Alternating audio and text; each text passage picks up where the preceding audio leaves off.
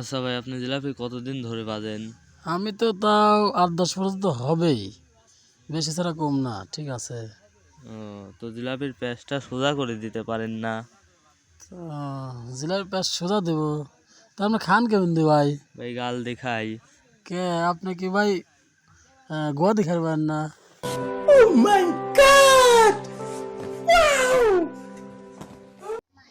তোর না পোলা সৌদি আরব থাকে মা, তোর না পোলা সৌদি আরব থাকে মা, ওই মা দেখ মা কালা হইয়াই গেছে মা, ওই মা দেখ মা ফাইটাই ফাইটাই গেছে মা,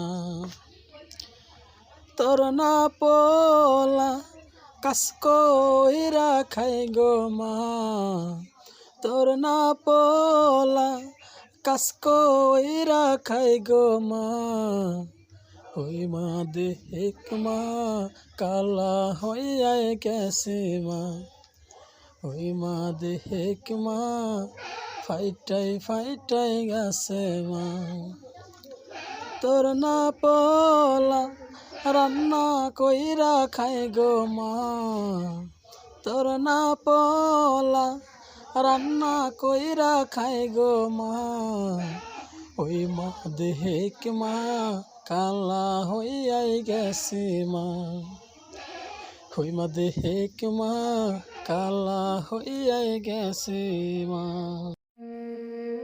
বাবাকে নিয়ে একদিন আমি লিখতে গেছিলাম একটা গল্প। লিখতে লিখতে কালি শেষ, মাগার লেখা হয়েছিল অল্প। বাপ হইল স্বার্থপর, তাই বেশি কিছু লেখি নাই। যাই লিখতে যাই তাই দেখি কম হয়ে যায়। বুকের ভেতর কষ্ট রেখা মুখে রাখে হাসি। বাবা, আমি আপনাকে অনেক বেশি ভালোবাসি। বাপ থাকতে বাপরে সবাই দিতে শিখো মর্ম, বাপ না থাকলে বুঝতে পারবা তোমার করা কর্ম।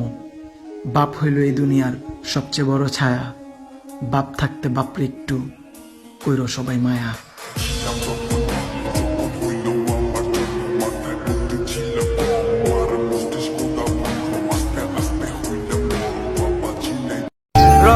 পুরুষ বানাইয়া তুমি দুনিয়াতে পাঠাইলা, পড়ালেখা করার বয়সে ফ্যামিলির দায়িত্ব কাঁধে নিতে শিখাইলা, বৃদ্ধ বয়স পর্যন্ত মা বাবার সন্তানের বউর দায়িত্ব নিতে শিখাইলা, পছন্দের জিনিসগুলোর থেকে মন উঠাই নিলা।